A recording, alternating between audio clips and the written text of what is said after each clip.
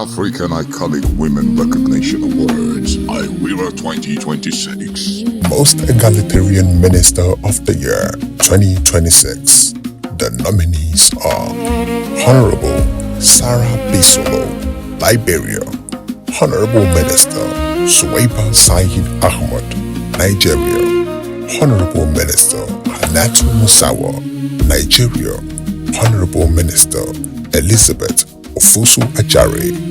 Honorable Minister Iman Suleiman Ibrahim, Nigeria.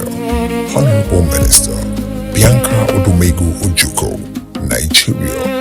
And the winner is Honorable Minister Suwaiba Ahmad. Let me say that after all the hard work, sometimes you feel happy when your hard work is recognized.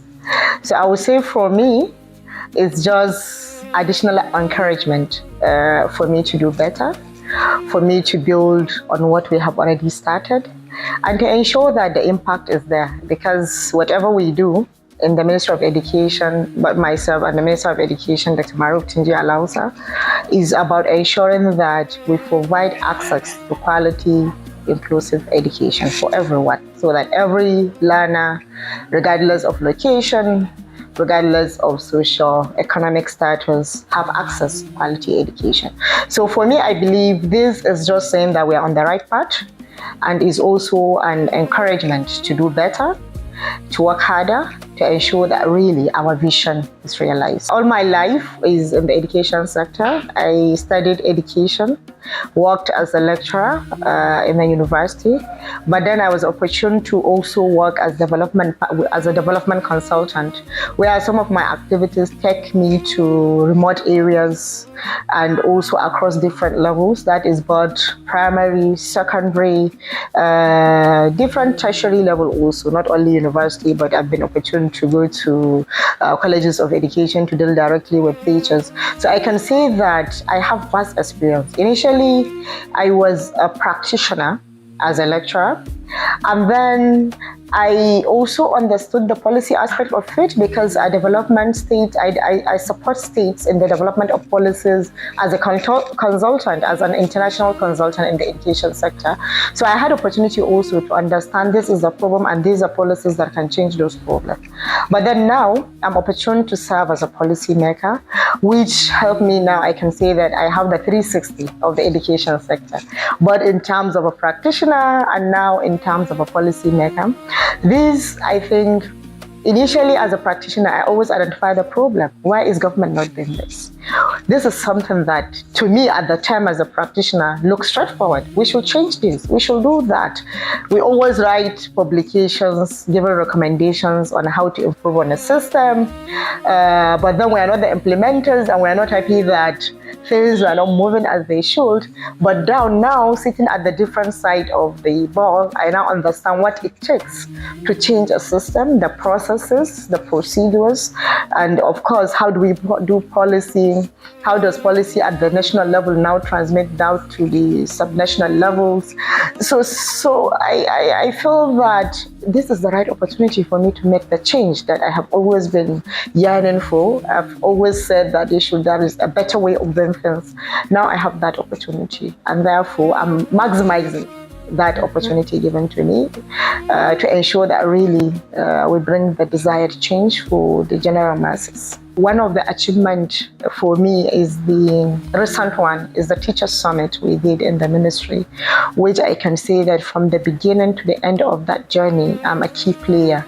It's under the ministry. We work together with the Minister of Education, but I was leading on that, pushing on that.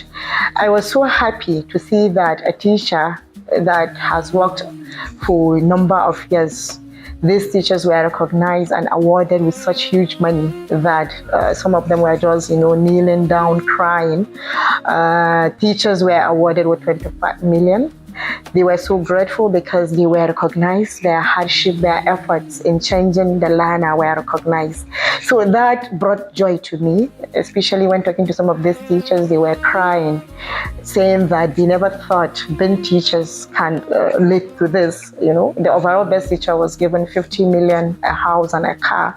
So really changing the lives of these teachers, and also aspiring other teachers to also be great teachers, because it's recognizing teachers that have outshined other teachers, best performing teachers. So that joy they had transmit into my own joy. So it's one of the greatest moments I had to see that these are primary school teachers, secondary school teachers, public teachers, recognized and given this amount of money. For us, is the quality education. I don't know whether you are familiar with the statistics in terms of the quality of education in Nigeria.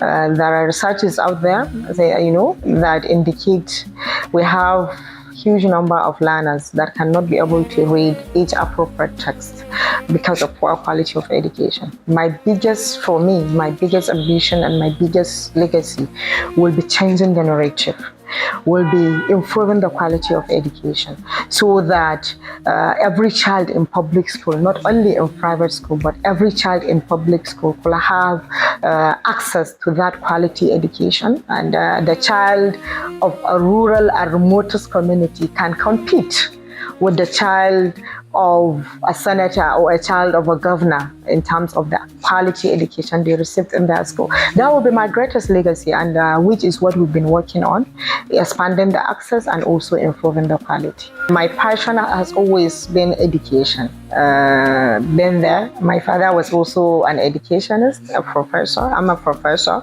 So for me, education is like everything, and that passion push me. That passion drives my vision. That passion enables me to identify how best do we change the system for better. What do we need to do to ensure that really this vision we have, this goal we have, we can be able to achieve it. So it comes from a passion for education. It comes from understanding that as individual, each and every one of us has a role to play in changing Nigeria. It's not just about leaders. It's not just about political office holders. It's also not just about the civil servant. It's internal. It's about you as a person in a country. It's about everyone in the country. Understanding your own role, understanding how you can contribute, I think that really matters. So for me, it's not just because I'm the Minister of State for Education, but because of the individual that I am, in understanding that I have a role to play in ensuring that Nigerians have better access to quality education. We do this job with 100% dedication, trying to change the narrative, but then recognizing our efforts is also giving us additional motivation, you just need to keep doing what you are doing, because what you are doing is very recognized. So I thank you for that, and I hope that this is something that you continue doing. I think that's what I can say.